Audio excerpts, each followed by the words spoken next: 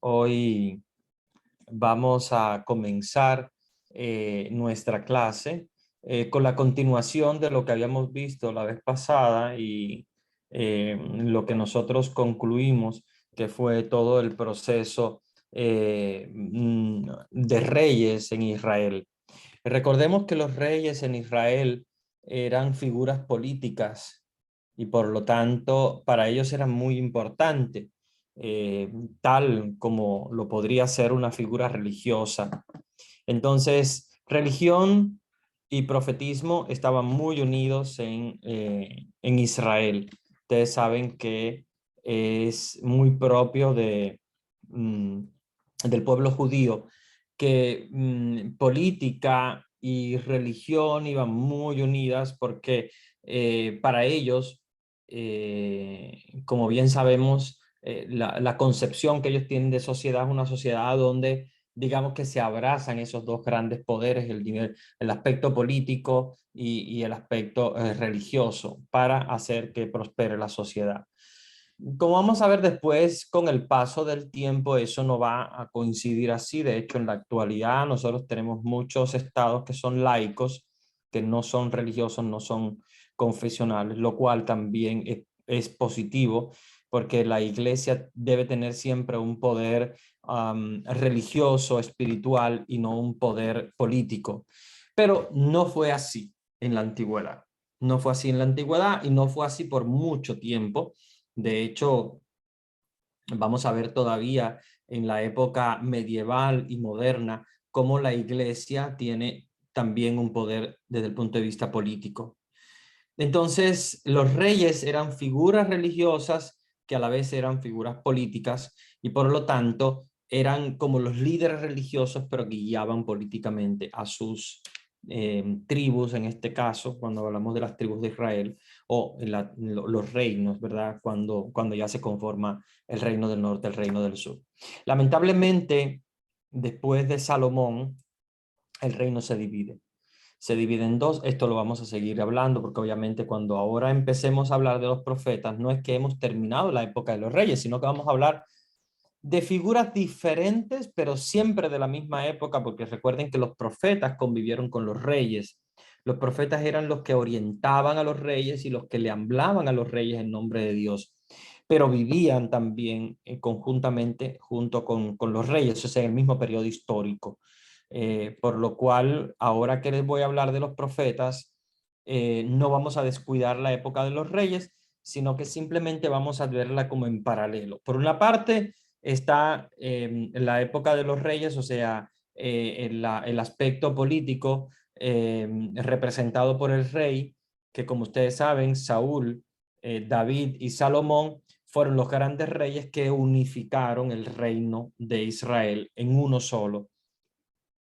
Después de Salomón, con los otros reyes, Roboam y todos los reyes que vinieron más adelante, se hizo entonces la división. Una división que, como sabemos, es normal en ambiente político, como lo hemos visto también en muchos países. Hay divisiones, hay lucha de poderes, hay mucha corrupción y hay mucho pecado. Y eso es lo que va a marcar mucho la época de los reyes, especialmente después de Salomón. No solo, también antes, pero especialmente después de Salomón. Y esa división que se hace del reino entre el reino del norte y el reino del sur, o el reino de Judá y el reino de Israel, como se le va a llamar también, marca una época, digamos, de decaimiento del reinado de Israel. ¿Ya? Y ese reinado de Israel que fue deteriorándose poco a poco, se va resquebrajando cada vez más hasta llegar a ser preso de potencias extranjeras como son Mesopotamia, como es Babilonia, como es también el Imperio Romano, como es también um, los otros imperios, ¿verdad? Asirios y demás que van a gobernar el pueblo de Israel.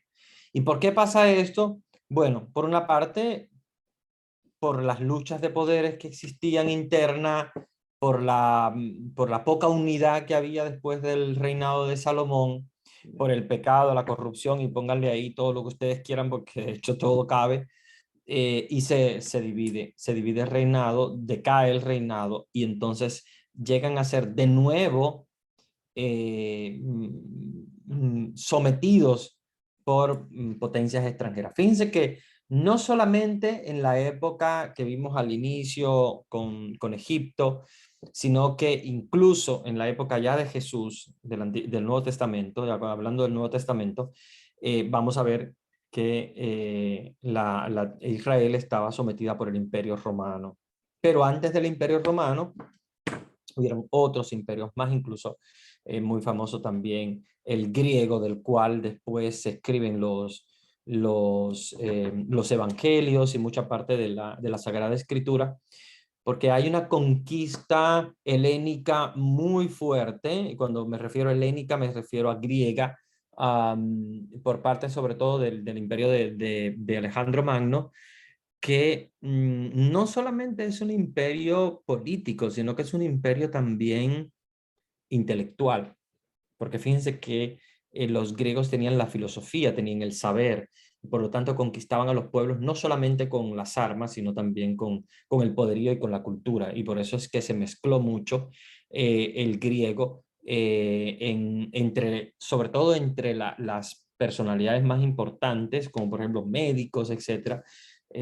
Lo que dominaban era el griego, que de hecho hasta en la actualidad conocemos muchas palabras de medicina, filosofía, que vienen del griego y de sabiduría en general que vienen del griego.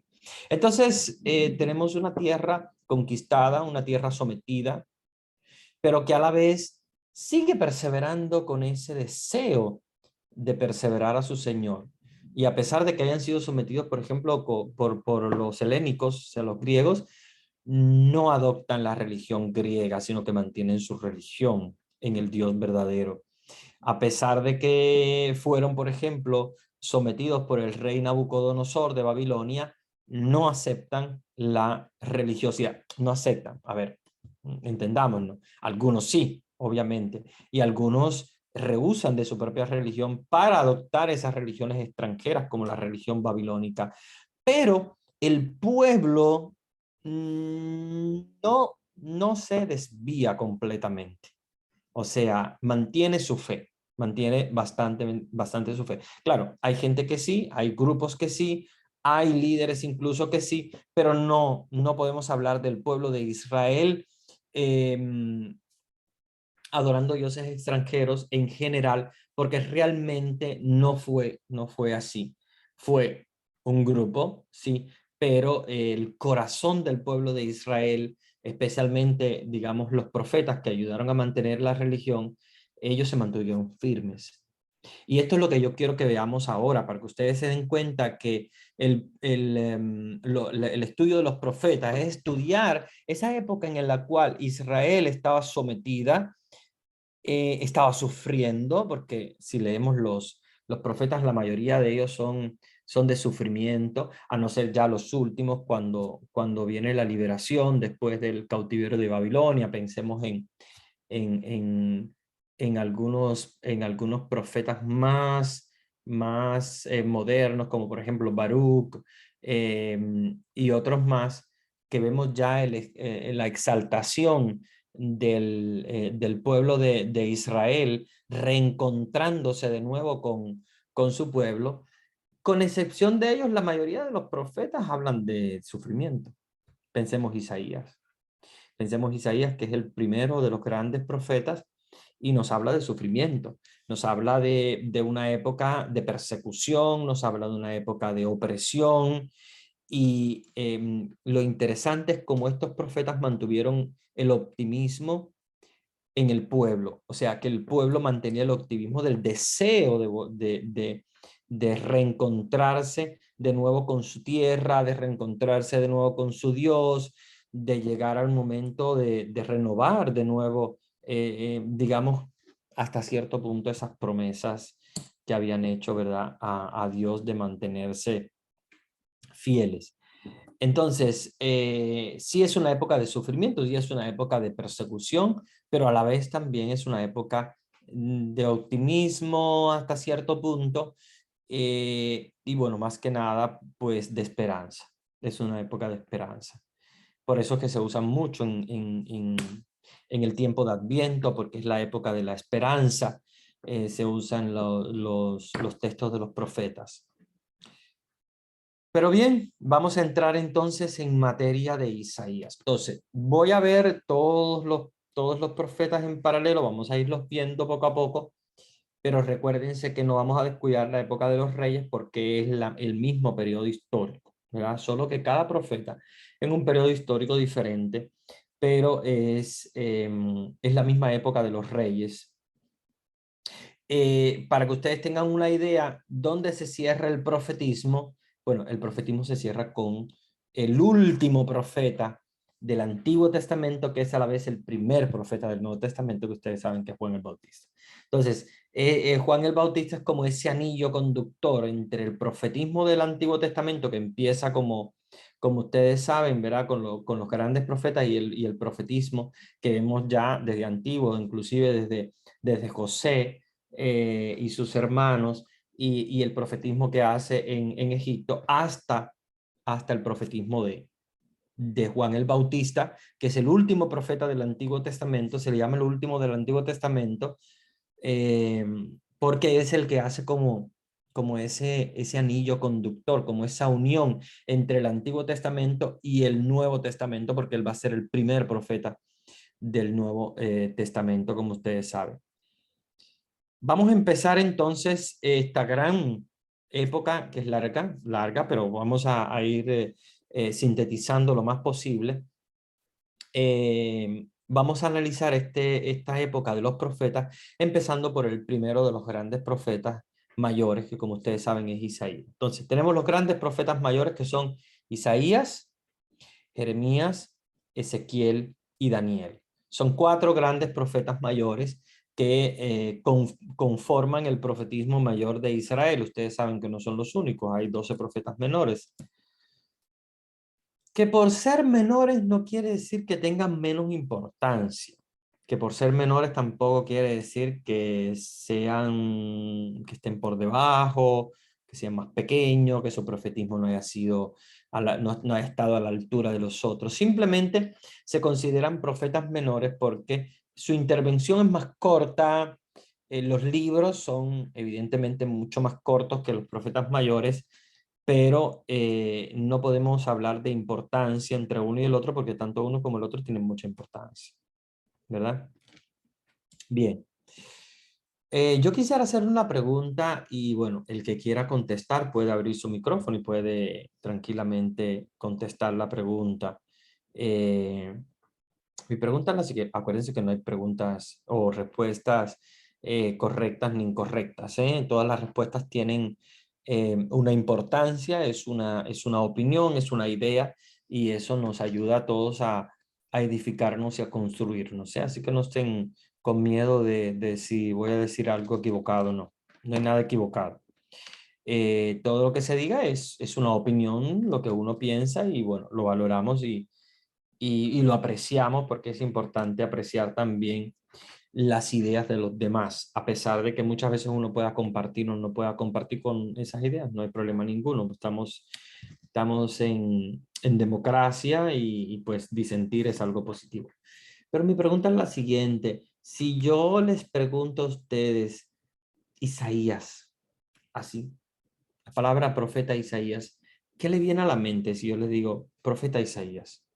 ¿Qué es lo primero que les podría venir a la mente? Cualquier cosa que tengan en la mente. ¿Qué es lo que les viene a la mente cuando hablo del profeta Isaías?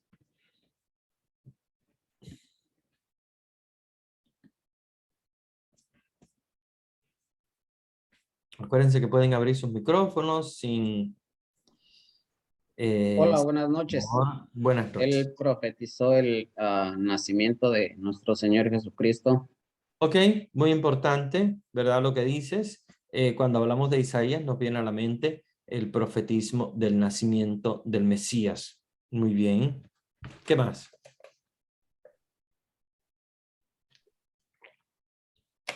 Ah, También habla de cuando Jesucristo le... Sí, También habla de cuando Jesucristo le entrega las llaves del reino de los cielos a Pedro. En Isaías se habla de Eliakim. Ujú. Muy bien. Isaías también me Sí, llega invitando a la conversión. muy bien. Claro, claro. Uno de los temas del libro de Isaías es el tema de la conversión. Muy bien. A mí me llega que él tiene muchas promesas muchas para los hijos de Dios. Ujú, Entonces, eso ujú. me lleva mucho. Muy bien, muy bien. Es un profeta optimista, de promesa, de visión de futuro. Muy bien. Ujú. Buenas noches. También el profeta Isaías nos narra sobre la pasión y la muerte de nuestro Señor Jesucristo. Ujú. Muy bien. Claro que sí. No nos habla solamente del nacimiento, sino también de la pasión.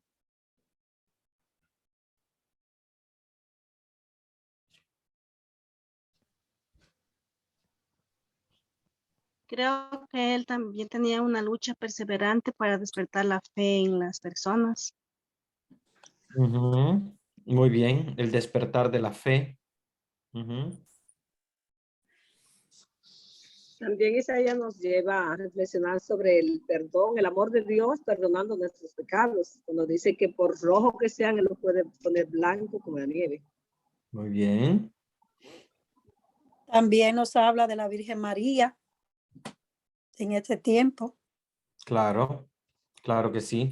Nos habla que quien va a concebir al Hijo de Dios es una virgen, ¿verdad? Y es ya el primer momento para darnos cuenta de que María es virgen, es precisamente gracias al profeta Isaías, porque obviamente Dios en el principio, cuando habló de la descendencia de la mujer, cuando le habla a Eva, no nos habla de una virgen. Sin embargo, Isaías ya nos revela este dato importante que Dios no lo había revelado anteriormente. Sin embargo, a través de Isaías, Dios revela ese nacimiento virginal de Jesús.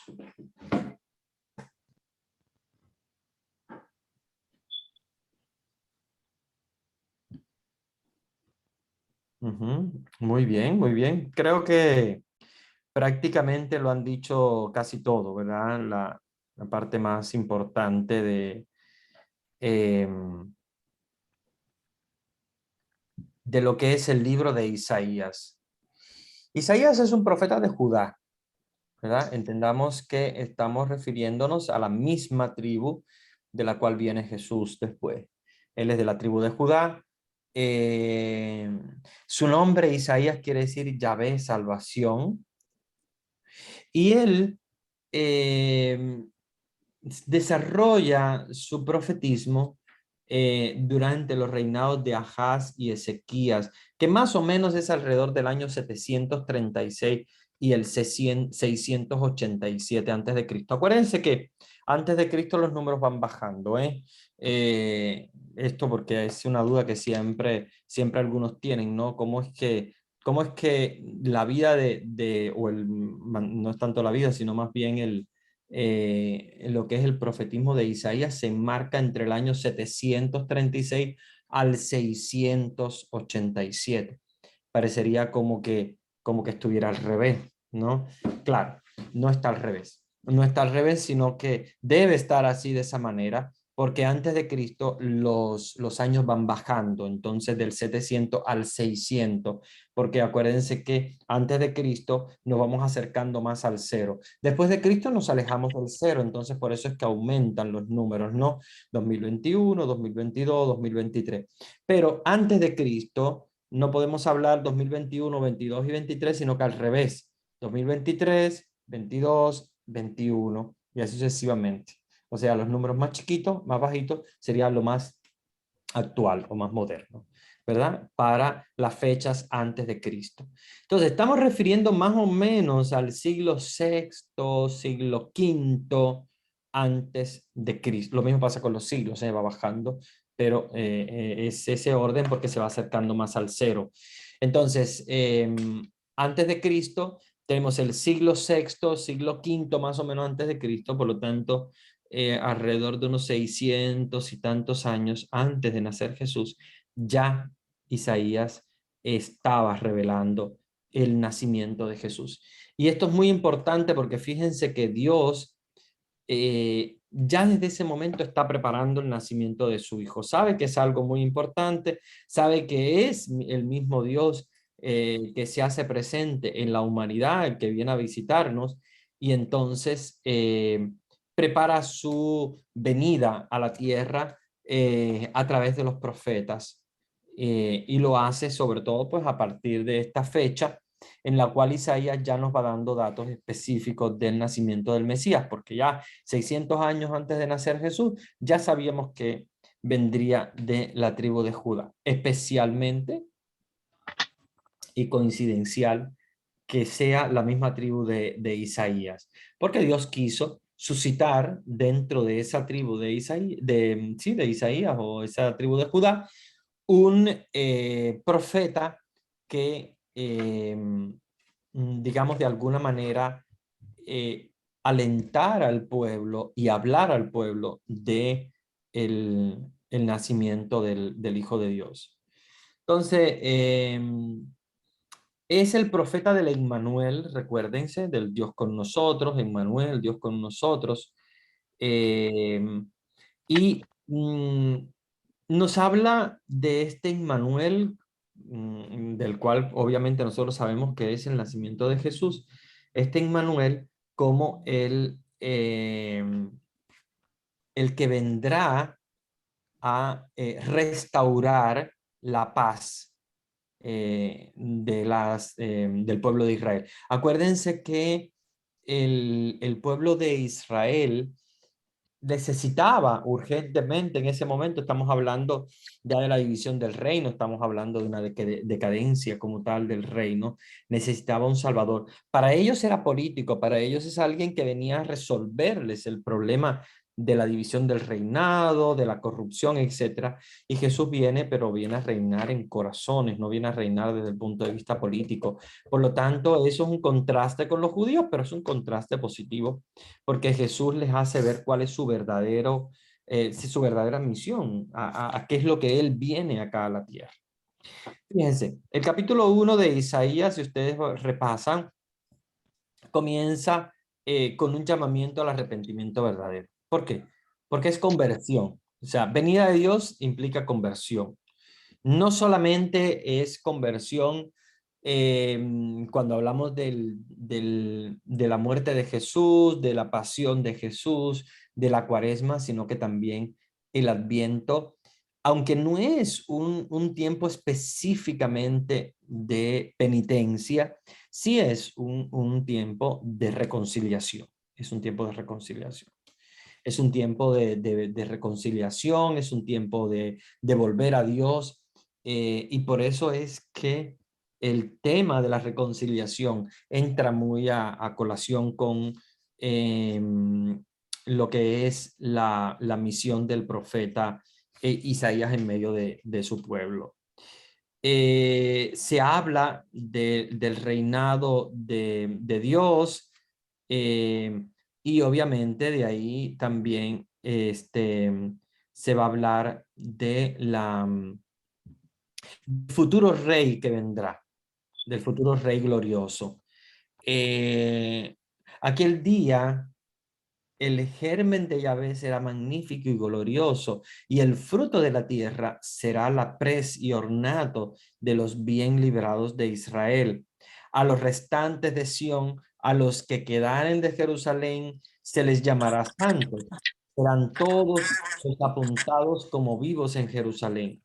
Cuando haya lavado el Señor la inmundicia de las hijas de Sión y las manchas de sangre de Jerusalén, haya limpiado del interior de ella con viento justiciero y viento abrasador, creará Yahvé sobre todo lugar del monte de Sión y sobre toda su reunión nube y humo de día y resplandor de fuego llameante de noche, y por encima la gloria de Yahvé será toldo y tienda para sombra contra el calor diurno y para abrigo y reparo contra el aguacero y la lluvia.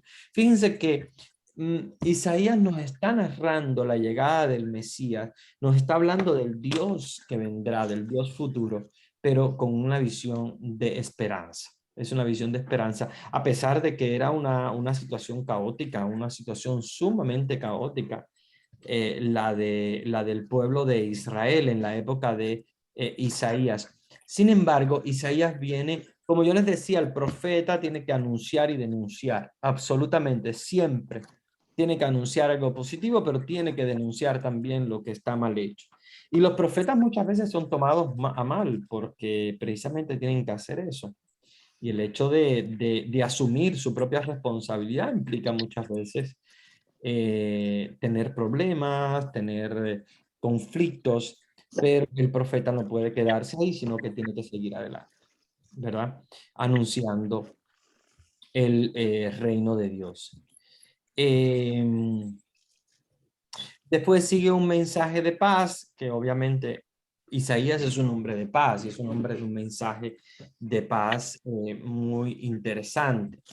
Y eso es lo que nosotros vamos a percibir de la historia de Isaías. Pero vamos a ver, por ejemplo, en el capítulo 10, el versículo 5, cuando ya se habla de Asiria como instrumento de Dios, a pesar de que fuesen enemigos.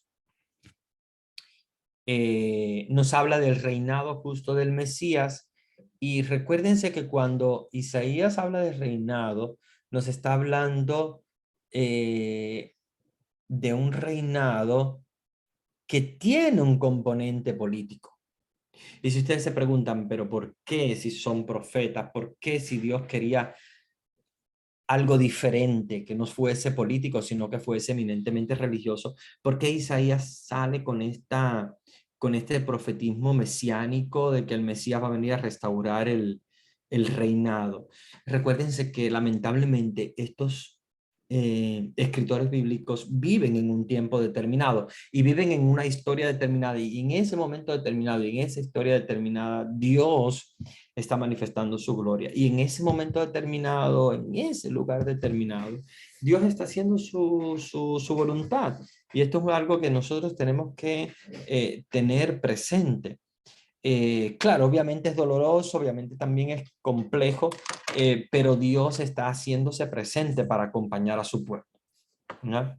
Entonces, vamos a hablar del reinado del Mesías, y es un tema que va a tocar Isaías bastante largo en todo su libro. Y es algo que tenemos que tener presente como parte de la historia de Israel, ¿verdad?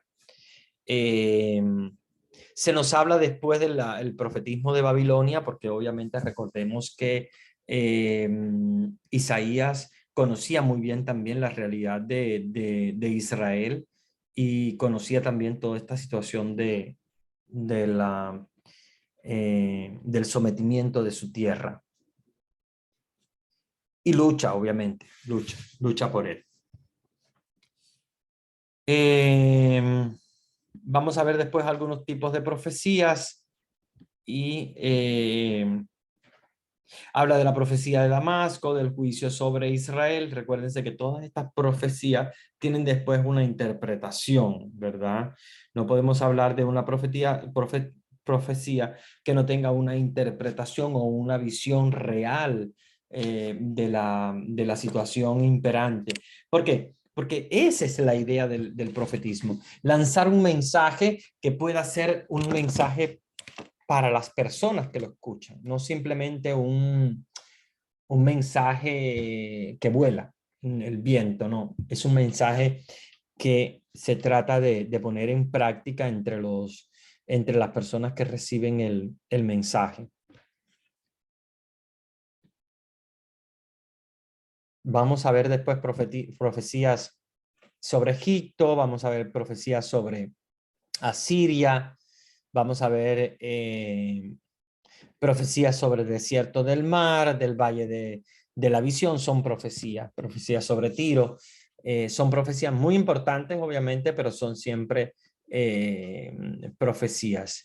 Y recuérdense también otra cosa que tiene Isaías. El libro de Isaías se ha descubierto que no lo ha podido escribir absolutamente una sola persona. Eso absolutamente no. Ningún estudioso acepta que haya sido una sola persona porque las diferencias son muy fuertes.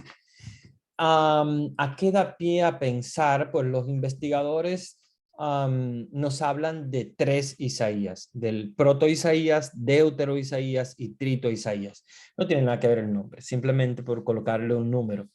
Pero sí son 3 Isaías diferentes porque el proto-Isaías, que es el que inicia el libro, no tiene absolutamente la misma manera de hablar, ni la misma manera de revelar sus cosas que el Isaías segundo y el tercero. Fíjense que todo esto tiene una cierta importancia. ¿Por qué? Porque, como sabemos, la profecía de Isaías no tiene una hilaridad así como muy lineal, sino que tiene vaivenes, tiene momentos en los cuales obviamente está hablando de Jerusalén como si estuviera viviendo en Jerusalén, y otros momentos aparece en otra situación y con otro lenguaje literario. Entonces, si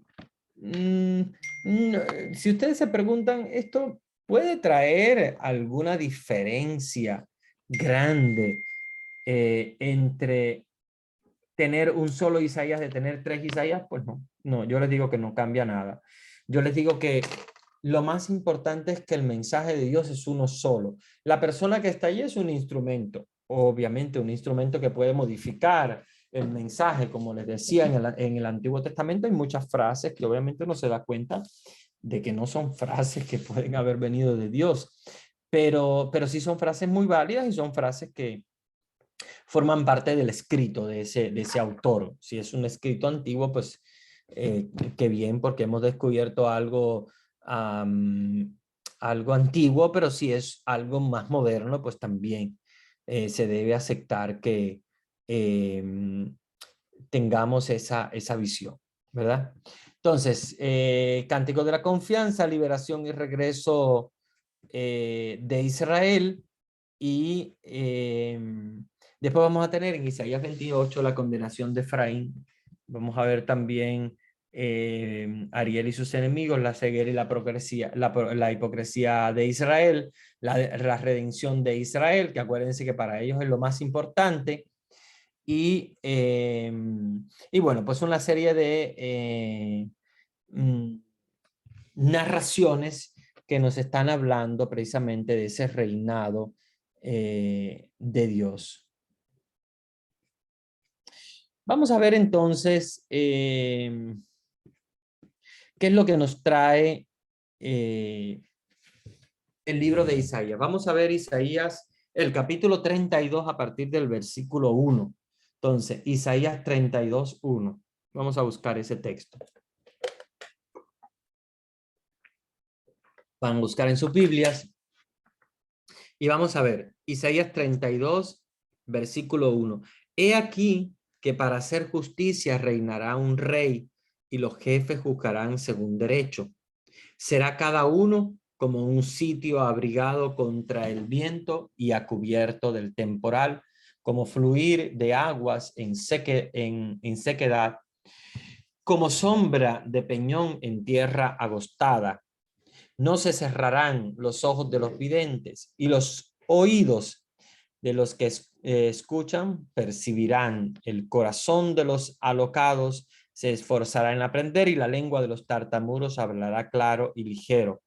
No se llamará ya noble al necio, ni al desaprensivo se llamará magnífico, porque el necio dice necedades y su corazón medita el mal, haciendo impiedad, profiriendo contra Yahvé desatinos, dejando vacío el estómago hambriento y privando de bebida al sediento.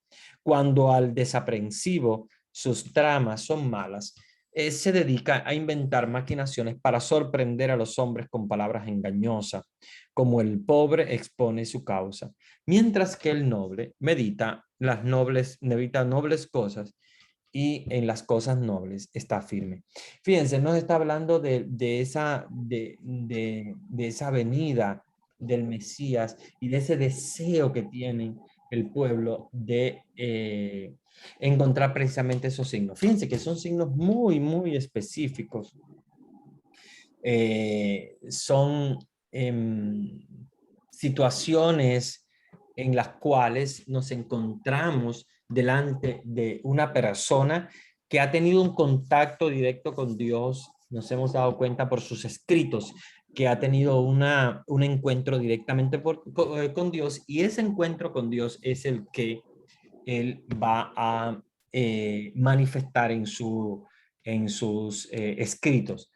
No va a ser una letra 100% el mensaje de Dios, no lo va a ser ni ahora ni nunca, porque mientras seamos seres materiales, mientras tengamos la materia en nuestro cuerpo, no vamos a poder alcanzar la plenitud de lo espiritual. Eso ustedes lo saben, es claro.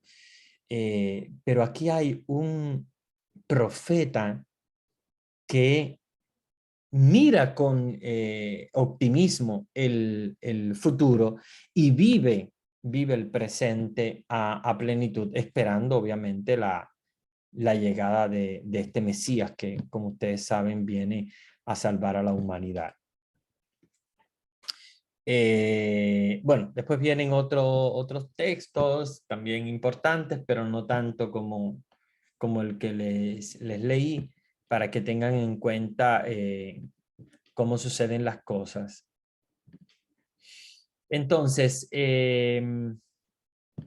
asimismo, Isaías se va a manejar, ¿verdad?, entre los temas del nacimiento de Jesús, los temas de la redención, de la misericordia, de la redención, y obviamente el reino futuro, el reino de lo que vendrá.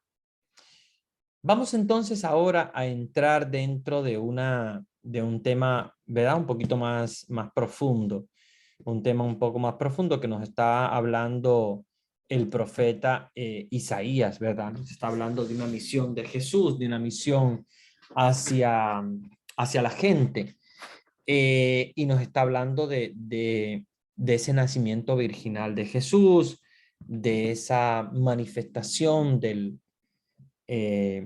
pueblo de Dios ante su Dios.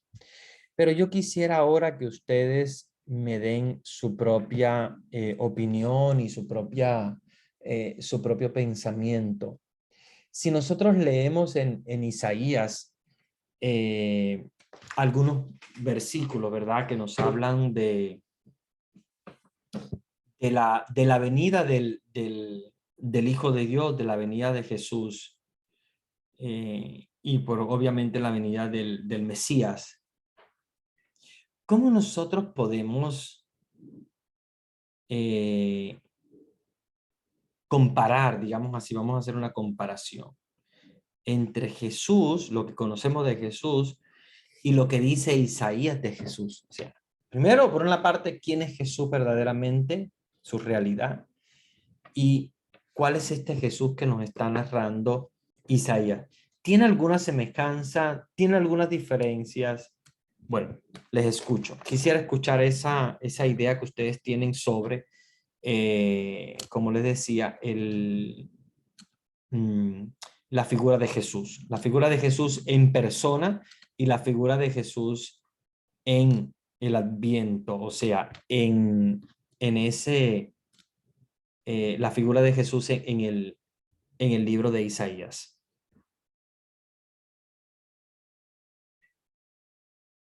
¿Tiene alguna semejanza? ¿Tiene algunas diferencias? ¿Qué semejanzas tiene? ¿Qué diferencias tiene? O en otras palabras, ese Jesús que nos está presentando Isaías, ¿es un Jesús realmente verdadero? Pues sí, pensamos que sí. Pero ¿qué tiene que ver con el verdadero? O sea, ¿qué realmente nos está diciendo Isaías que nos sea útil de ayuda para poder comprender más a Jesús? ¿Y qué cosas son las que tal vez un poco Isaías se alejó? Que tal vez tú dices, no, pues aquí no es tan parecido al verdadero Jesús. Les escucho. yo puedo decir, Padre, comenzando desde el capítulo 32, cuando usted comenzó a leer, pues yo iba pensando desde el inicio que dice, un rey hará reinar la justicia, y yo pensé que ese rey que él anunciaba era Jesús, cuando ya vendría. Y todo lo que va diciendo en la misma cita bíblica, yo pensaba que con eso que ya está escrito, pues ya no indica de que está hablando de ese Mesías que viene, porque más adelante dice también en el 33, en el versículo 17 dice, tus ojos contemplarán a un rey en su esplendor y verán un país ampliado. Es decir, que después que ya esto sucedió y esta profecía escrita, pues ya vino Jesús y vemos que no quedó en una mentira, sino que quedó en una realidad, porque de verdad se cumplió. Cuando dice que los ciegos ya no serán ciegos, los sordos ya no serán sordos, porque eso hacía Jesús. Sanaba a los ciegos y todas esas cosas. No sé si. Excelente, claro que sí. Sí, sí, muy buena tu intervención. Gracias. ¿Alguien más?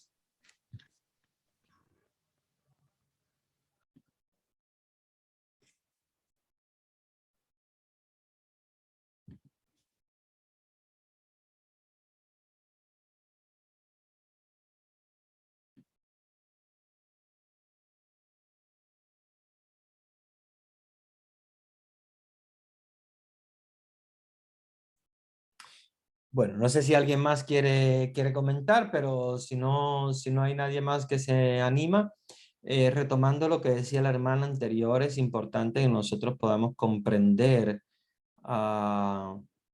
el Jesús histórico, el Jesús histórico, el Jesús que vivió en ese año, que padeció, que murió por nosotros y que está sentado a la derecha del Padre. Entonces, tenemos que comprender un poquito más ese Jesús. Fíjense que Isaías nos presenta un Jesús con las características de lo que es. Obviamente, alguien que va a venir a darle vista a los ciegos, que va a darle oído a los sordos, que va a proclamar a los pobres la buena nueva. Todas esas cosas que nos presenta Isaías, sí, son ciertas. Y en todo eso estamos de acuerdo que coincide con Jesús, con el Jesús histórico. Pero hay una cierta parte donde obviamente se interpreta mal. En realidad no es Isaías el que lo quiere a presentar, sino que realmente se hace ver mal por aquellos que todavía siguen esperando el Mesías político, económico.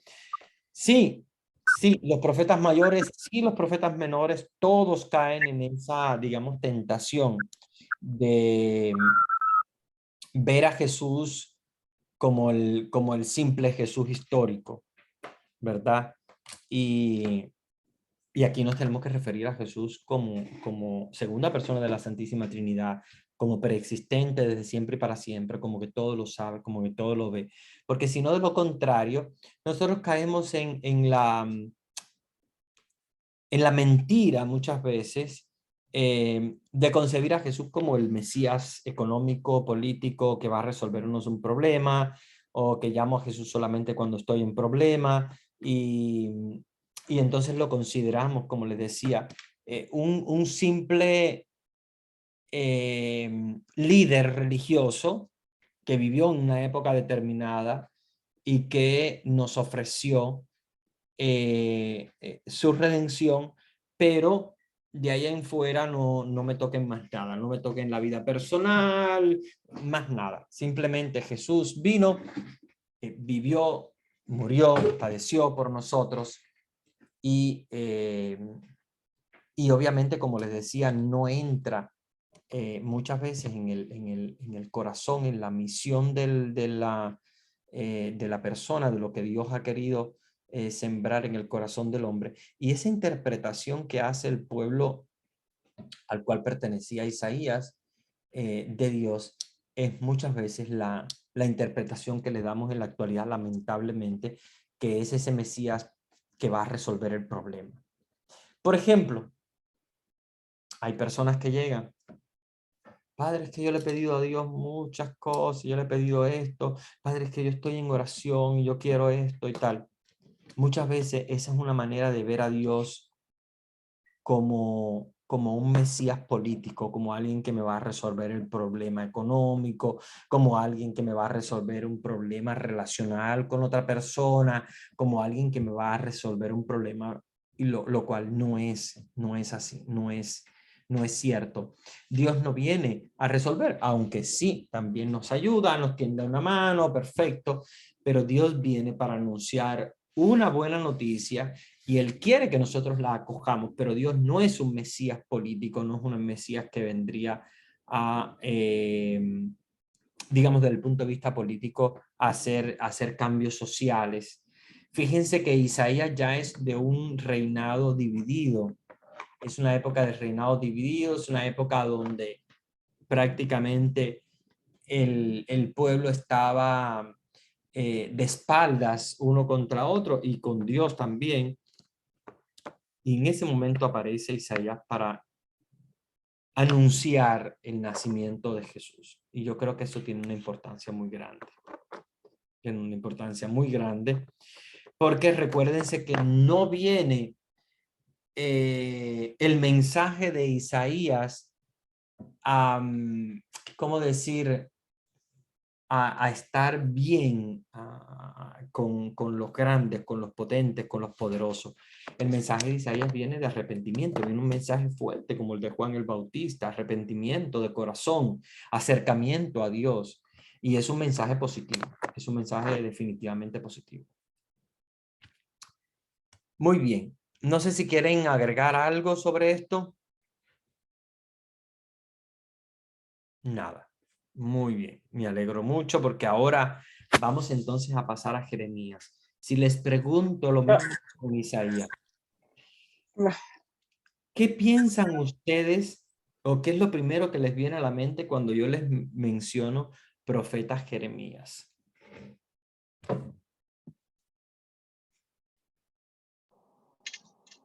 El amor de Dios inmenso hacia nosotros. El amor de Dios hacia nosotros. Profeta joven, escogido por el Señor para Muy llevar importante. Claro que sí, claro que sí. ¿Y por qué dices que joven? Porque, ¿qué sería? Tendría unos 13 añitos más o menos, adolescente, le escogió y le hablaba y me decía que desde el seno de su madre la ha escogido para consagrarle que sea él, el que anuncie, el que diga lo que Diosito quería que dijera. Ajá. Es el inicio del libro de Jeremías, Jeremías 1:5. Antes de haberte formado yo en el seno materno te conocía y antes que nacieses te tenía consagrado. Yo, profeta de las naciones, te constituí. Ya lo hizo profeta de las naciones antes inclusive de que él hubiese nacido. No sé, no lo lee. No se escucha bien.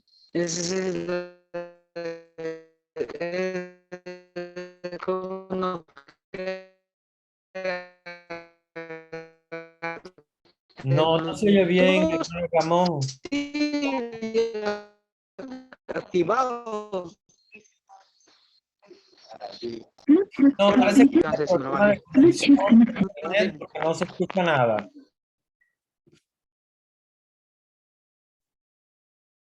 Bueno, vamos a esperar a que el hermano ya después, cuando logre tener la conexión, poder escucharlo. Bueno, mientras tanto, sí, hablábamos de Jeremías, un profeta joven, un profeta incapaz desde el punto de vista humano, al cual obviamente Dios le dice que antes de haberte formado en el seno materno ya te conocía. Y obviamente él le dice al Señor, yo soy apenas un muchacho, ¿verdad? Un jovencito. Y me dijo, Yahvé, no digas soy un muchacho, pues a donde quiera que yo te envíe, irás, y todo lo que te mande, dirás. No le tengas miedo, que contigo estoy yo para salvarte, oráculo de Yahvé. Entonces alargó Yahvé su mano y tocó mi boca y me dijo Yahvé, mira, que he puesto mis palabras en tu boca. Desde hoy mismo te doy autoridad sobre las gentes y sobre los reinos para extirpar y destruir, para perder y derrocar, para reconstruir y plantar. Entonces me fue dirigida la palabra de Yahvé en estos términos. ¿Qué estás viendo, Jeremías? Una rama de almendro estoy viendo. Y me dijo Yahvé, bien has visto, porque así soy yo, velador de mi palabra para cumplirla. Nuevamente me fue dirigida la palabra de Yahvé en estos términos. ¿Qué estás viendo? Un puchero hirviendo estoy viendo que se vuelca de norte a sur. Y bueno, va a hacer algunas de sus profecías en torno al reinado. En base a esto, ¿qué podríamos decir sobre esto de antes que tú nacieras, yo te consagré? Fíjense lo que está diciendo el Señor. Es fuerte, porque está hablando precisamente de un momento importante en la vida de Jeremías. Está hablando de la concepción de Jeremías en el seno de su madre. Dice, antes de haberte formado, yo en el seno materno te conocía, y antes que nacieses te tenía consagrado, yo, profeta de las naciones, te constituí. Entra aquí todo un tema sobre la constitución del alma y el nacimiento de los hombres. Mi pregunta es la siguiente, y me gustaría que nosotros pudiéramos reflexionar. Acuérdense que no hay respuestas equivocadas aquí, ni tampoco hay respuestas correctas. Simplemente cada uno da su idea. Pero yo les quiero preguntar su idea de esa frase: antes de formarte en el seno de tu madre, ya yo te conocía. ¿Existe una preexistencia del alma antes de nuestro nacimiento? Para ustedes esto es como una preexistencia del alma, o sea, el alma del ser humano existe antes de la concepción.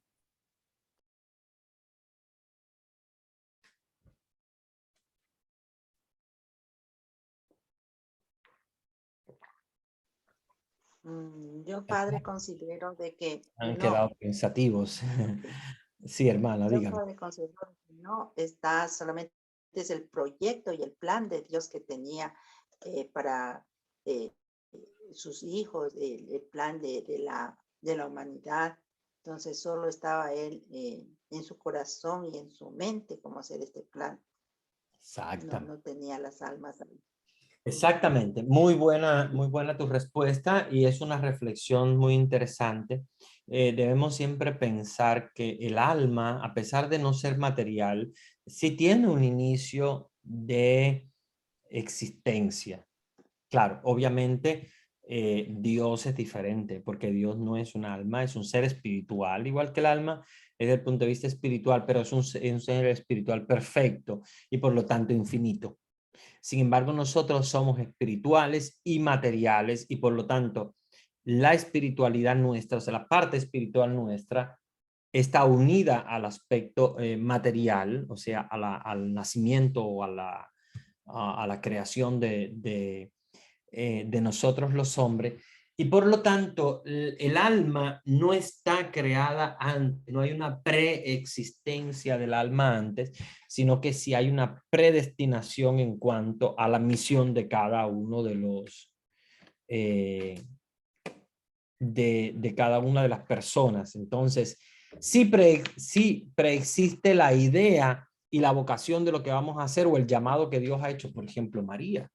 María no podemos hablar que es un alma que preexista desde siempre o desde antes. No, Dios, el alma de María, la crea y la engendra en el vientre de su madre. Igual nosotros, cada uno de nosotros, en el acto de la procreación, nosotros recibimos el cuerpo y obviamente la composición espiritual también.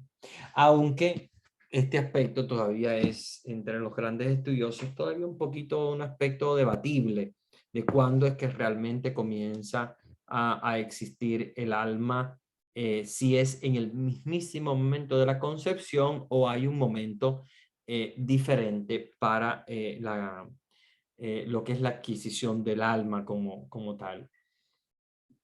No obstante esto, porque podemos tener divergencias, ideas diferentes, no obstante esto, lo más importante es que el alma en el ser humano está relacionada con el cuerpo.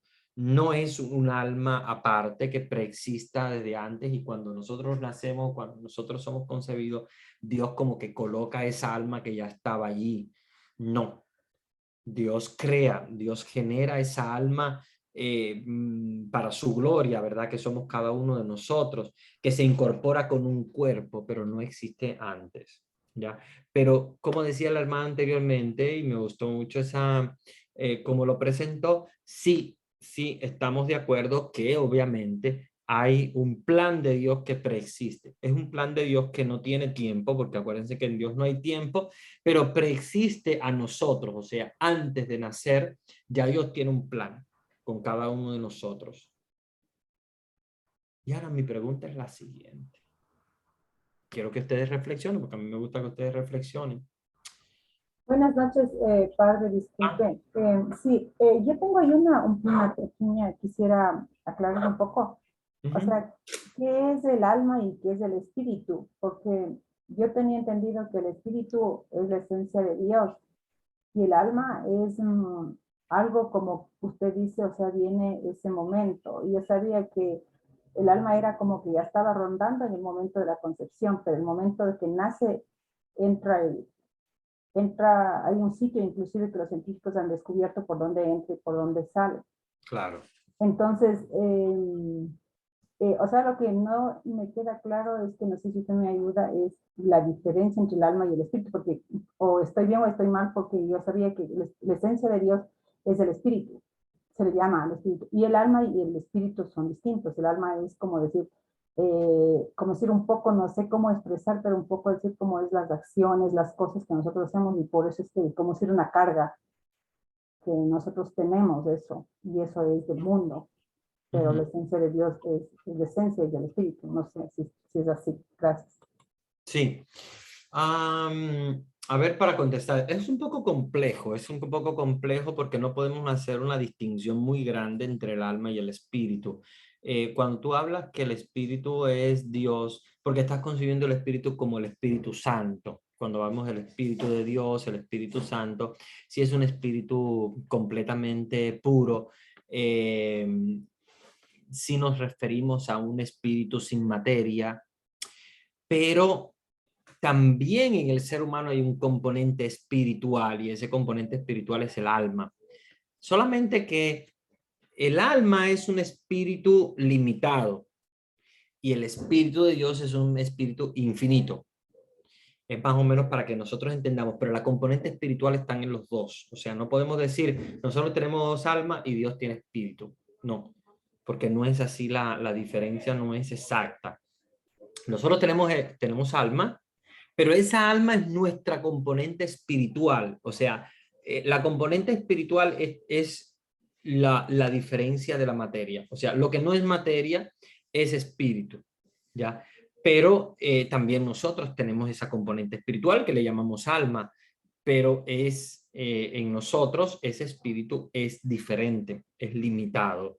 Y por eso obviamente se llama alma, es limitado, tiene un tiempo de inicio y tiene obviamente una repercusión final, como por ejemplo en el caso de que fuese el paraíso, o sea, el infierno, pues el alma también allí tiene su, digamos, su momento de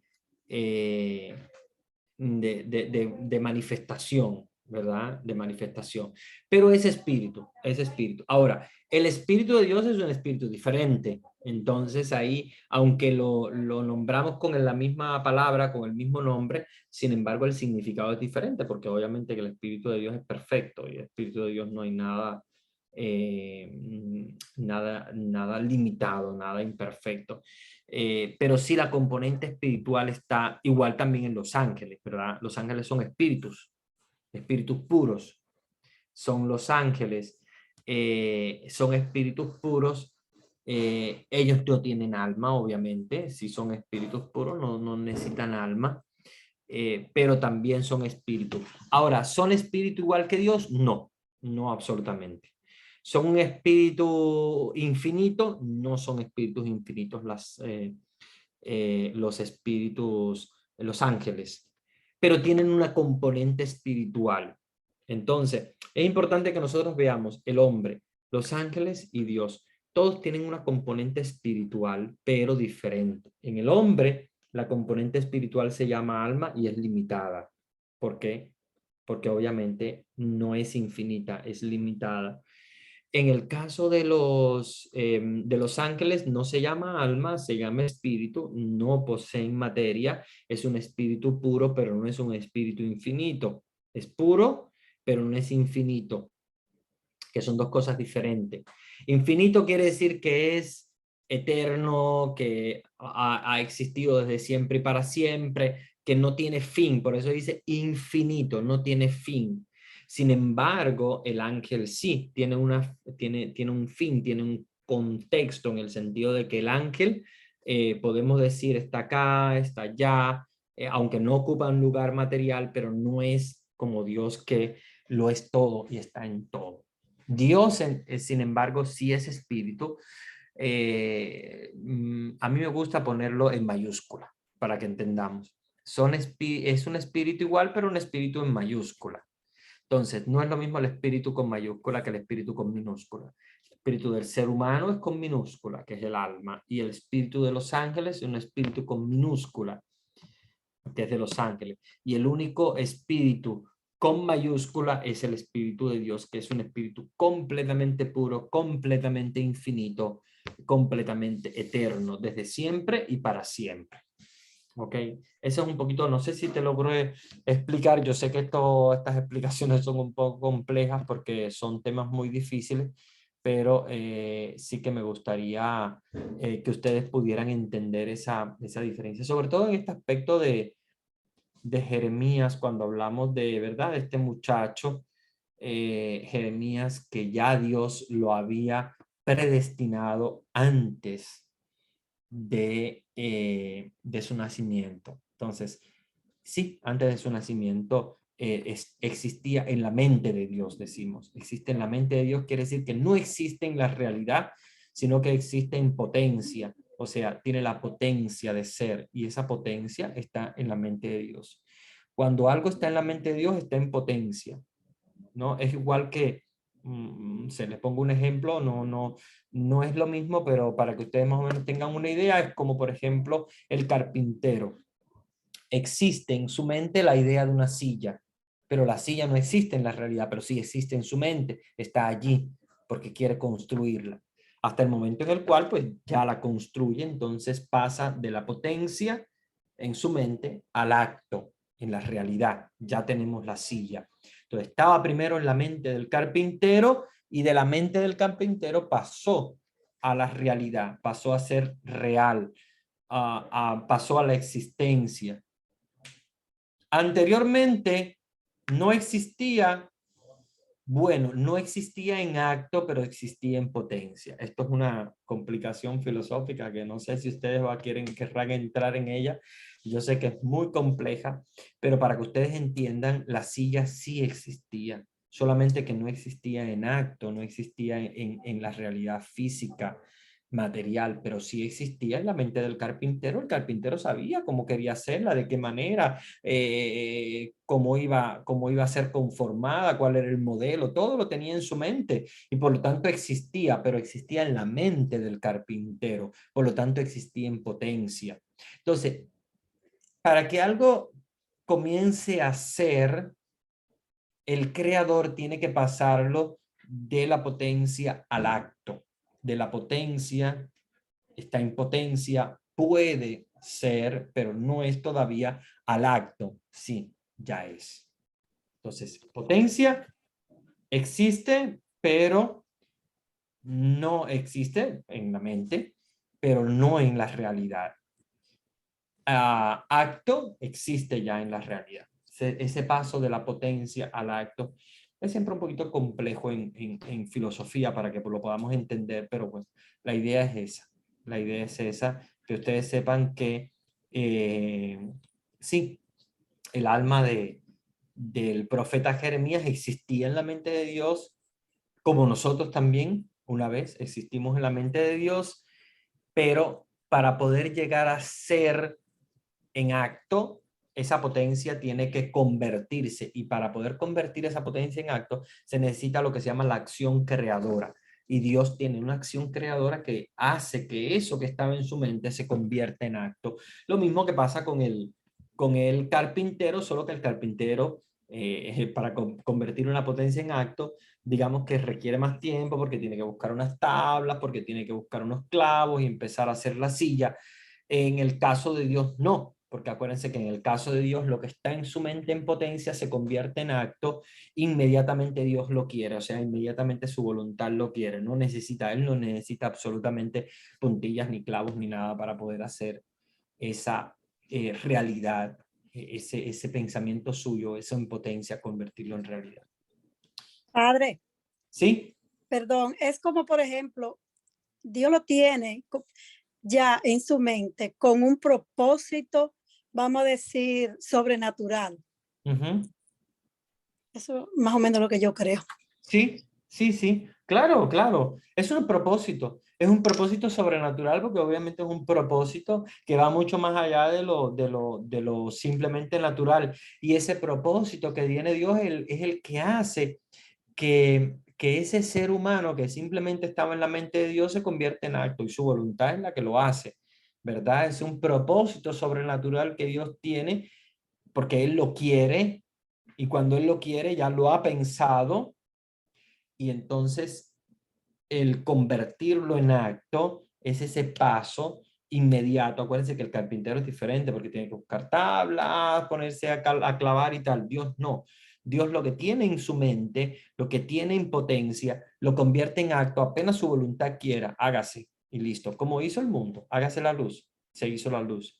Entonces Dios convierte la potencia en acto a través de su voluntad, y lo hace muy fácil, ¿verdad? No lo hace como lo hacemos nosotros los seres humanos, sino que para Dios es mucho más fácil, porque acuérdense que Dios es de por sí un ser creador, y por lo tanto su creación es innata dentro de sí y sale afuera como creado.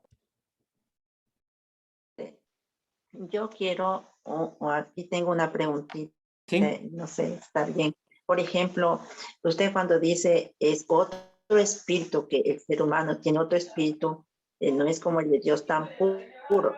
Cuando nosotros somos bautizados, No te escucho cuando muy bien, no nosotros sé somos si es el micrófono de otra hermana o no te seguí la pregunta porque fue el audio. Cuando nosotros, Padre, cuando nosotros somos bautizados, entendemos de que el Espíritu de Dios entra en la persona, en ese bebé. Tal vez se debilita, por decirle así, porque entra a un tipo, como ser, por decirle así, a una carne como ser, que es humana y débil. Tal vez por ese sentido se debilita el Espíritu. Dios se limita, así por decirle, y otra, así por extenderle un poquito más la pregunta. Cuando nosotros clamamos la presencia de Dios, clamamos que venga a nosotros, también viene como llega el Espíritu de Dios a uno de acuerdo a nuestra fe, o de acuerdo a nuestra predisposición, o de acuerdo al crecimiento de uno. Entonces ahí estoy como que un poquito, como que no lo entiendo tan bien, ese Espíritu de Dios en la persona. Muy bien. Buenas preguntas las tuyas.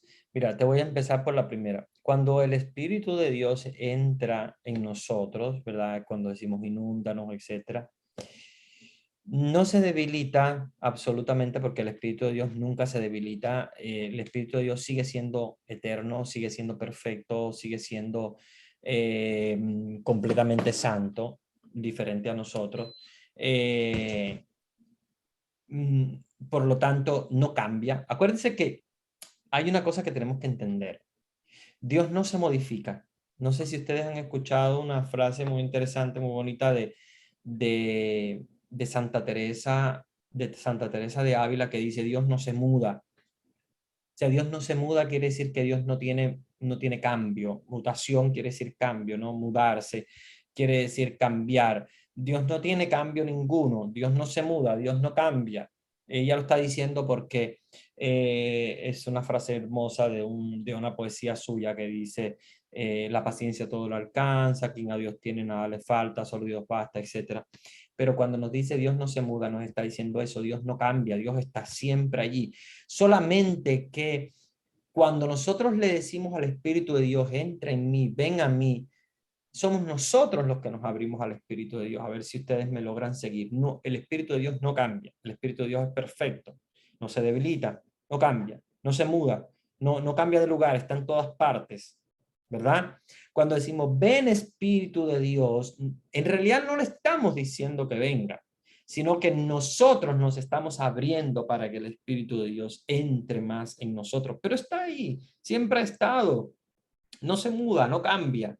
No cambia de lugar, no cambia absolutamente de ser, no se debilita, no, ni se aumenta ni nada. Es el mismo eterno Espíritu de Dios, eterno, igualito, solo que cuando nosotros le pedimos a Dios que venga, o al Espíritu de Dios que nos inunde, que entre, es como, a ver si ustedes me siguen la comparación, un poquito rara, pero bueno, es como cuando uno tiene una cantidad de agua muy grande, ¿verdad?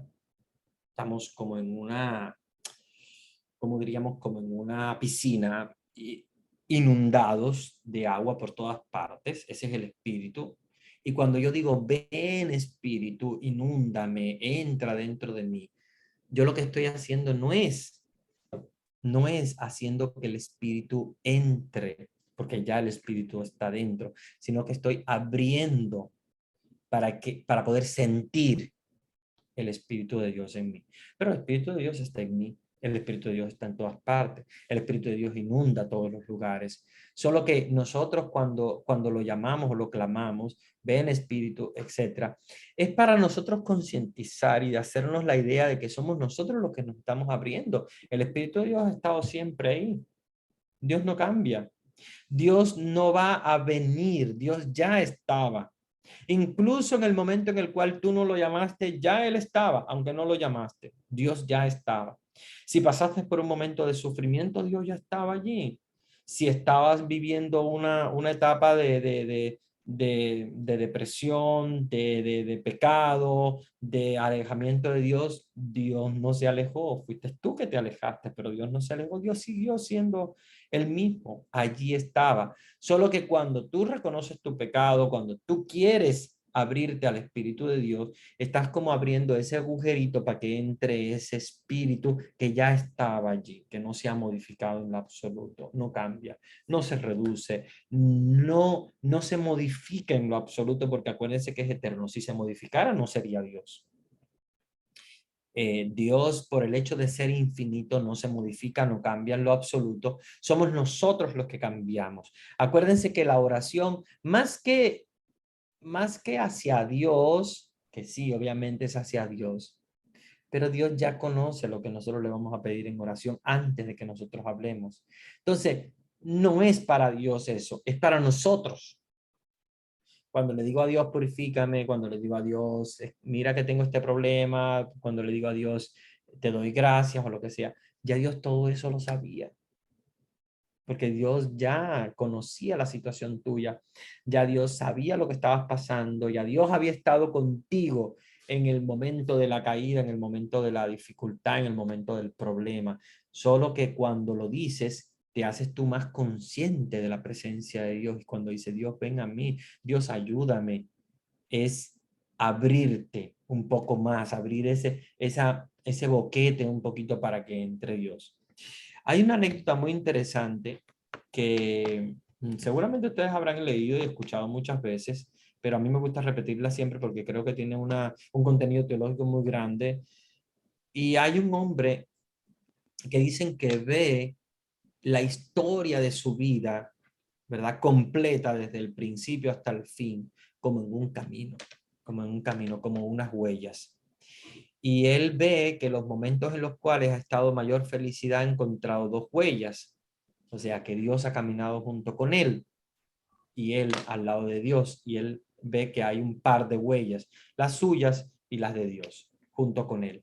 Los momentos más difíciles de su vida, él ve un solo par de huellas y entonces le dice, Señor, pero ¿por qué me abandonaste? ¿Por qué en los momentos más difíciles de mi vida solamente encontré mis huellas y me dejaste, me abandonaste, te fuiste de mi lado? Y entonces Dios le contesta, no, no son tus huellas, en realidad son las huellas mías, pero soy yo que te llevaba cargado en mis brazos. Entonces, esa anécdota es muy importante para que nosotros comprendamos que Dios no se muda, que Dios no cambia, que Dios no se va, que Dios no se modifica en lo absoluto. Dios es eterno, de siempre y para siempre, y está allí contigo en el dolor, en la enfermedad, en el llanto, en el dolor, en la alegría, en las penas, en las esperanzas. En todo momento está Dios. Si tú no lo ves, y este es el caso que les narraba de la anécdota de las huellas, si tú no lo ves y piensas que las huellas que ves en el camino son solamente las huellas tuyas, entonces el problema es tuyo, pero no de Dios. Dios siempre ha estado allí, Dios te ha acompañado, Dios te ha cargado y te ha llevado en sus brazos en el momento de la dificultad, en el momento de la tentación, en el momento del dolor, en el momento del sufrimiento, pero son las huellas de Dios. Dios ha estado siempre ahí, el Espíritu de Dios siempre está allí, solo que cuando lo invocamos, somos nosotros los que nos abrimos. Cuando no lo invocamos, somos nosotros que estamos cerrados. Pero ahí está el Espíritu de Dios, está esperando que tú abras ese poquitito para poder entrar dentro de ti, pero ya está allí. No se cambia, no se muda, está presente.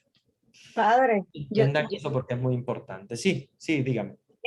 Cuando usted hablaba así, yo pensaba, a veces me ha tocado en algunos momentos, en algunos grupos, de hablar un poco del Espíritu Santo, y siempre he puesto esta comparación de decirle a la gente para que entiendan un poco, como haciendo una comparación con el refrigerador, que a veces el motor arranca, pero hay momentos que está tranquilo. Exacto. Pero está ahí, la corriente no pero se ha ido.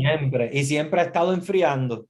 Sí, entonces siempre hago es como ese ejemplo y siempre me han dicho que entienden, porque cuando el motor arranca, bueno, cuando uno invoca al Espíritu Santo, uno siente su presencia, pero ya pasa el momento, uno ya se va al diario de la vida, pero ahí está el Espíritu Santo con uno. Exactamente. Muy buena tu comparación porque es real ahí. Si no escuchamos siempre el motor del refrigerador, pero está enfriando siempre, no deja de enfriar. Aunque apague el motor, sigue enfriando y esa es la comparación. Encendemos el motor para encender perdón que tal vez hay alguien que tiene el micrófono encendido, pero sí, cuando se enciende el motor, quiere decir que se ha encendido esa conexión directa con Dios, pero no es porque ha empezado, sino que ha continuado, ya estaba, pero se ha reforzado. El motor refuerza, ¿verdad? El enfriamiento del refrigerador. Nunca había escuchado esa comparación, pero me ha gustado. Muy bueno, muy interesante. Acuérdense que todas las comparaciones nosotros en teología le llamamos a todas estas comparaciones, les llamamos analogías. Analogías quiere decir que son semejanzas para que ustedes entiendan, pero nunca va a ser exactamente lo mismo, ¿verdad? Es igual cuando llamamos a Dios Padre. Cuando decimos a Dios Padre, estamos diciendo a alguien que nos cuida, a alguien que nos protege, a alguien que está con nosotros. pero Dios es mucho más que padre. Algunos dicen madre, no, más que madre todavía. Dios es mucho más. Solo que nosotros por analogía hacemos la comparación para decir Dios es un padre, Dios es como una madre, Dios es como un amigo, pero eso son analogías de Dios. En realidad Dios es mucho más que eso. Si queremos entender qué cosa es Dios, no nos podemos quedar en las analogías porque las analogías son simples ayudas para poder entender, pero no se queda allí. ¿Ok? Y recuérdense que todas estas comparaciones que hacemos son analogías, no se quedan allí, pero nos ayudan un poquito a entender. Padre, le quiero preguntar una pregunta sobre Jeremías, ¿verdad? Sí. Volviendo a Jeremías, sí, entiendo que él era joven, ¿no? Y yo para mí, como él era un mensajero, ¿no? De Dios, creo que él se dejó o se abrió al Espíritu de Dios, ¿no? Así Dios podía hablar las cosas, ¿verdad? ¿Verdad? Claro, absolutamente. Jeremías, este tema que tú tocas es muy importante porque fíjense que Jeremías, el hecho de ser joven y de ser limitado es el que le ayuda a poder entender más a Dios. ¿Por qué les digo esto? Porque si Jeremías hubiese sido un doctor de la ley, una gente muy entendida, una gente muy inteligente, una persona ya mayor o algo, ya está más cerrada a la acción de Dios. Pero una persona joven, una persona que no sabe cómo hablar, como dice él mismo en el oráculo que le hace al Señor, pero Señor, yo ni siquiera sé hablar. Eso es lo que te hace que Dios actúe más en ti. ¿Por qué? Porque si tú sabes hablar, porque si tú ya lo sabes todo, porque si tú ya eres un maestro de la ley, porque si tú lo conoces todo, porque ya tú eres una persona ya anciana y sabes, entonces lo que tú vas a dar es conocimiento tuyo, pero no vas a dar nada de Dios, porque estás muy repleto. Entonces Dios escoge específicamente este tipo de personas. ¿Por qué? Porque en esa debilidad, como lo dice San Pablo, me encanta esa frase, en la debilidad se manifiesta tu fortaleza. Pero cuando dice San Pablo, o sea, me puedo vanagloriar de mi propia debilidad, porque en mi debilidad se manifiesta tu gracia. La fortaleza de Dios se manifiesta en la debilidad, en el hombre. Amén. Qué lindo.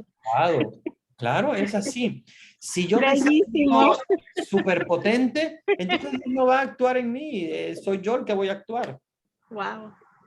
Si yo toco con mano mi fragilidad, mi debilidad, mi pobreza, entonces no soy yo el que va a actuar, sino es Dios que me va a usar como instrumento. Y es Dios el que va a actuar, y es Dios el que va a hacer todo. Por eso es que Dios le dice a Jeremías, cállate la boca. No, a mí no me hace falta que tú seas adulto, ni que seas un gran conocedor de la ley. A mí no me hace falta eso. Yo no quiero eso. Yo quiero una gente así. ¿Para qué? Para manifestar mi gloria. Porque si no va a manifestar la gloria de Jeremías, y no queremos la gloria de Jeremías, queremos la gloria de Dios. Y para que se manifieste la gloria de Dios necesitamos un Jeremías limitado, pecador, chiquito, que no sabe hablar, todas las mayores imperfecciones del mundo, porque en la imperfección se muestra la gracia. Me encanta San Pablo. San Pablo tiene una teología súper hermosa sobre la gracia, que es una manifestación precisamente de la gracia de Dios. Dios se manifiesta en la debilidad. Asimismo, San Pablo es muy claro. ¿Por qué? Porque San Pablo sabe que es pecador. De hecho, San Pablo dice, yo tengo una aguja, dice, una aguja que me penetra en la piel, que me penetra en la piel. Y eso que penetra en la piel es el pecado. Y él se da cuenta de que es un pecador, a pesar de su conversión, a pesar de que dejó de perseguir a los cristianos, él se da cuenta de que es pecador, de que es un hombre limitado. Pero ahí es donde viene entonces el coloquio con Jesús, donde Jesús le dice, te basta mi gracia. No te hace falta más nada, Pablo, te basta mi gracia. Solamente la gracia de Dios. Y ahí es donde nosotros podemos entender cómo Dios se manifiesta a través de nosotros en la debilidad. Por eso mientras más, ahí eso es de San Pablo, propio teología paulina. Mientras más débil soy, más se manifiesta tu gracia. Mientras más limitado soy, más se manifiesta la gracia de Dios en mí. Ahora, a mí me encanta San Pablo porque dice cosas muy interesantes. En griego, la frase donde dice, no soy nada, todo lo puedo en Cristo que me fortalece, en realidad él no dice que no es nada. Él dice una palabra que es una mala palabra. Es una mala palabra, es una mala palabra, pero no se traduce de esa manera en la Biblia porque suena feo como mala palabra. Pero a mí me gusta la mala palabra. ¿Saben por qué? Porque es el original del griego que escribió San Pablo. En realidad, San Pablo no dice yo soy nada.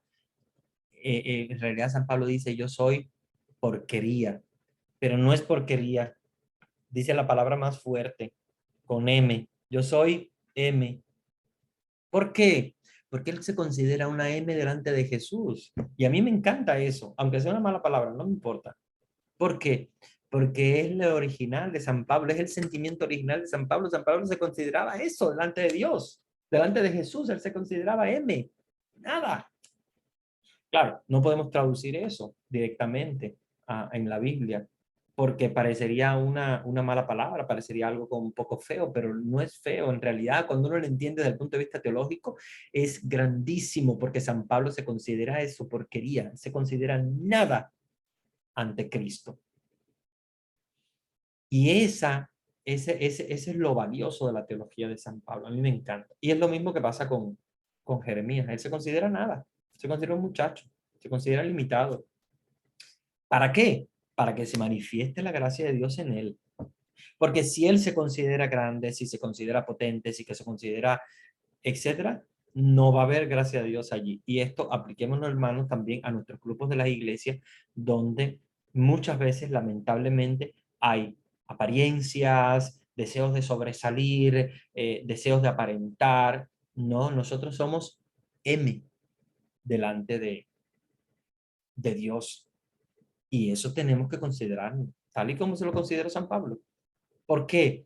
Porque Jesús delante de nosotros es tan grande que nosotros tenemos que considerarlo M, porquería, nada en lo absoluto. Para que entonces la gracia de Dios se manifieste en nosotros, porque si no, de lo contrario, se está manifestando la gracia nuestra y no la gracia de Dios. Y esa no es nuestra misión. Si somos animadores en las iglesias, por favor, considérense M. Si ustedes están haciendo algo por Jesús, de alguna manera, en algún momento, considérense M como San Pablo. Porquería. Considérense estiércol. De hecho, hay me gustan mucho algunas traducciones de la Biblia que dice estiércol. Se considera estiércol. Y estiércol es lo mismo que M. Ustedes lo saben, solo que es una palabra un poquito más bonita. Pero es eso. ¿Para qué? Para que entendamos que nosotros somos eso delante de Dios.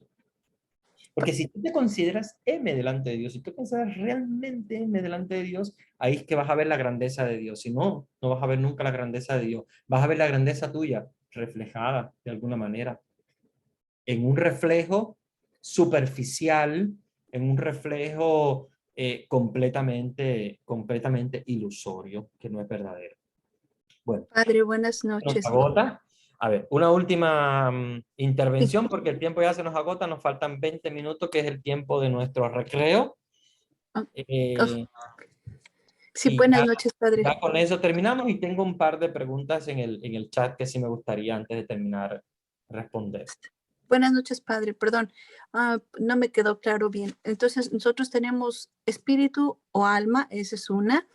Y ahorita que dice usted que delante de Dios nos consideremos M, perdón, pero ¿qué pasa si se ha dicho o se dice que somos a imagen y semejanza de Dios? ¿Está bien que nos consideremos aún así, sabiendo que somos imagen y semejanza de nuestro Señor Jesucristo? Sí, muy bien. Las dos preguntas, mira, vamos a empezar por la primera. Vamos a empezar por la segunda, porque me interesa que aclaremos esto, como es algo que estábamos hablando. El hecho de considerarnos de esa manera delante de Jesús no implica ninguna diferencia en cuanto a que somos nosotros imagen y semejanza de Dios. Acuérdate que el hecho de que seamos imagen y semejanza de Dios no es un aspecto digamos, en cuanto a dignidad.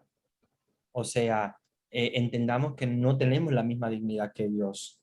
O sea, el hecho de que seamos creados a imagen y semejanza de Dios es porque Dios ha hecho de nosotros una parte espiritual que es semejante a Él, que es esa parte de nuestro espíritu que es, digamos, como, eso les voy a poner un ejemplo, pero no es así exactamente, pero para que ustedes más o menos entiendan, es como cuando uno tiene una bola de azúcar, por ejemplo, ¿verdad? Y un poquitico de azúcar le voy dando a cada niño. Entonces, esa es la imagen y semejanza de Dios, esa pizquita de azúcar que he tomado de Dios, que Dios es espíritu, y he tomado ese espíritu para poder colocar en cada uno de las personas, ¿verdad? Creadas a imagen y semejanza de Dios. Acuérdense que la imagen y la semejanza no es el aspecto físico, no es tampoco el aspecto comportamental, absolutamente, porque no tenemos ninguna semejanza con Dios en el comportamiento. Nuestro comportamiento es muy diverso, sino que hay una parte que es espiritual del alma que tiene la semejanza de Dios. Ahora, cuando San Pablo dice esto, se refiere precisamente al aspecto comportamental, o sea, se refiere a nosotros como, como personas delante de Dios, que si nosotros imagináramos, obviamente no lograríamos imaginar ahora quién es Dios, porque nuestra mente no logra captar completamente la esencia de quién es Él, pero si lográramos captar la esencia completa de Dios, veríamos que nosotros somos nada en comparación con Él. Y este es el aspecto más grande que engrandece tu espíritu. A pesar de que tú hayas sido creado a imagen y semejanza de Dios, que tengas esa pizquita de azúcar, la realidad tuya general, total, no es nada delante de Dios. O sea, tus comportamientos, tus pensamientos, tu vida, por más santa que sea, va a ser siempre delante de Dios nada en lo absoluto. Nada en lo absoluto. Y cuando tú llegas a pensar eso, a considerarte nada delante de Dios, ahí es donde entonces puedes considerar a Dios tu todo. Y ahí entonces donde logras considerar a Dios quién realmente es. Porque si no, nunca vamos a pensar quién es realmente Dios si nosotros no llegáramos a pensar en comparación de Dios qué es lo que somos, ¿verdad? Lamentablemente hay gente que vive pensando que tiene a Dios agarrado por las barbas, ¿verdad? Porque se piensa el centro del universo, cuando realmente no. Somos un acto de amor de Dios porque Él nos ha amado, pero no merecemos absolutamente nada. Y delante de Dios somos ínfimos, somos nada. Dios nos ha colocado, obviamente, en un pedestal grande, Salmo 8, y nos ha colocado por encima de todo, pero somos nada delante de Dios, en lo absoluto, nada, nada, nada. Y ahí es donde nosotros entonces empezamos a considerar a Dios completamente nuestro todo, cuando nosotros nos rebajamos. Fíjense que hay un proceso que se llama, en teología, que se llama el anonadamiento. Anonadamiento quiere decir que se anonada, se hace nada. Cuando uno se anonada, el anonadamiento, entonces hace crecer más a Dios. Es lo mismo que hizo Juan el Bautista, ¿verdad? Juan el Bautista dice, no soy digno ni siquiera de desatarle la correa de las sandalias. O sea, él se rebajó. Mientras más se rebajó, más a la nada, más grande hace a Dios. Y él hizo grande a Jesús porque él se anonadó, o sea, se rebajó completamente. Y este es el proceso que tenemos que hacer nosotros los hombres. A pesar de que seamos creados a imagen y semejanza de Dios y tenemos el Espíritu de Dios, pero nada que ver con Dios, obviamente, en el sentido de que Dios es muchísimo más grande que nosotros y está muy por encima de nosotros y somos nada delante de Él. Bueno, eso por una parte. La otra pregunta que me hacías, la primera del alma y el espíritu. Sí tenemos alma y sí tenemos también espíritu porque es nuestra componente espiritual. Lo que te decía que es imagen y semejanza de Dios es la componente espiritual que tenemos nosotros, solo que no es un espíritu igual que el espíritu de Dios. El espíritu de Dios es infinito, es un espíritu con mayúscula.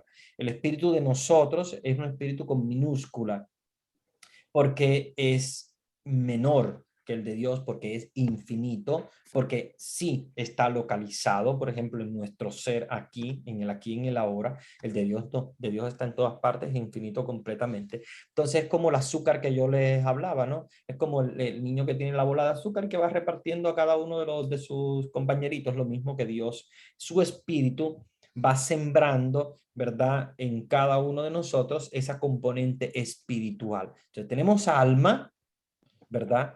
Que el alma es toda nuestra parte de todos nuestros recuerdos, toda nuestra vida pasada, etcétera. El alma la que se va a salvar o condenar, pero dentro de nuestra alma tiene una componente espiritual que es ese puntito que yo les decía, o ese granito de azúcar, o como ustedes lo quieren llamar, porque de alguna manera lo estamos haciendo una comparación que no es exacta, pero bueno, nos ayuda a poder entender ese aspecto espiritual que también tiene nuestra alma. Entonces, sí tenemos alma, sí tenemos también espíritu, solo que es muy diferente a Dios. Muchas gracias, Padre. Muy bien, gracias a ti por la pregunta, muy interesante, como siempre, ustedes hacen preguntas muy buenas, muy interesantes que nos ayudan a pensar más. Ya se nos ha agotado. Había hecho una pregunta y la pregunta suya nadie le dijo nada. Ah, perdón, no le escuché la pregunta suya. No, usted había hecho una pregunta antes y no se contestó de esa pregunta que usted hizo. Sí, yo sé y tenía otra también en mente que no la pude hacer porque es que el tiempo se nos agota, porque el tiempo camina muy rápido. Con ustedes es muy interesante porque va rapidísimo el tiempo. Pero no quiero descartar las preguntas que ustedes tienen en el chat y sí me gustaría que las respondiéramos. Hay una pregunta que dice, según entendí, Isaías escribe del nacimiento y pasión de Jesús 60 años antes de Cristo. Sí, pero proféticamente. O sea, él profetiza el nacimiento y la pasión de Jesús 600 años antes de que Jesús nazca, alrededor más o menos, ¿verdad? Esto es relativo, pero más o menos alrededor de 600 a 700 años antes de que Jesús nazca, él profetizó, o sea, él adelantó lo que iba a pasar, el nacimiento de Jesús, bueno, lo que conocemos, que va a ser de la tribu de Judá, etcétera, y también del sufrimiento, cuando habla de los cánticos del siervo, que son hermosos, no tenemos tiempo para leerlos, pero lamentable porque son bellos, pero sí los leemos siempre en Semana Santa, que son los cánticos del siervo sufriente de Dios, que son también digamos, la profecía de la pasión y muerte de Jesús, 600 años antes del nacimiento de Cristo. ¿Jeremías era un profeta que denuncia las injusticias? Sí, absolutamente. Absolutamente sí.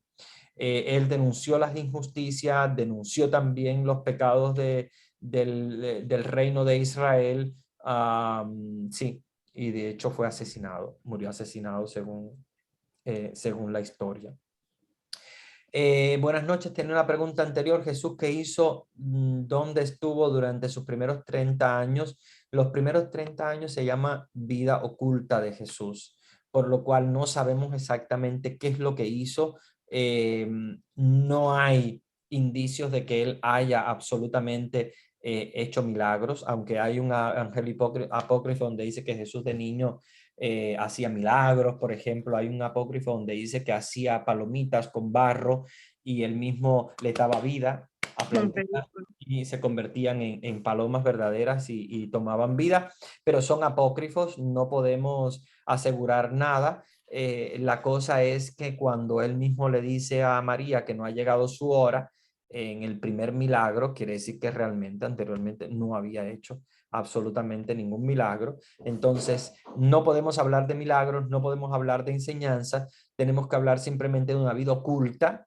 ¿Cómo fue esa vida oculta? No tenemos idea, pero imaginamos que haya sido una vida oculta como cualquiera de los judíos y pues obviamente él personalmente se estaría preparando para predicar y para hacer milagros y para manifestar su gloria, esperando alrededor de esos 30 años. Otra pregunta, me gustaría saber Padrecito, más. ya es tarde para usted.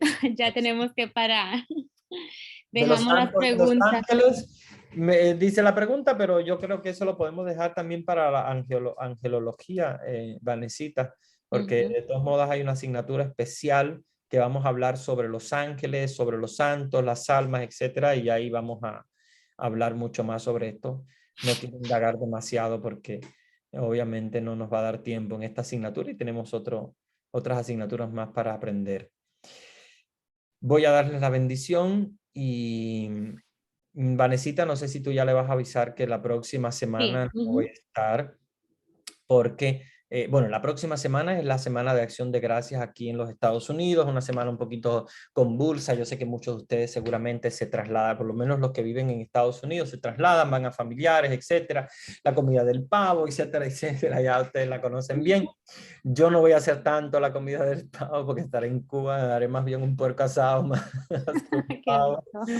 Pero voy a estar con mi familia en Cuba, así que me encomiendo a sus oraciones, oren por mí, por mi familia. Voy a viajar allá después de 2 años que no los veo por todo lo de la pandemia. Finalmente nos vamos a encontrar con mi familia después de 2 años, así que me encomiendo a sus oraciones porque realmente va a ser un momento bien lindo después de tanto tiempo, 2 años sin vernos.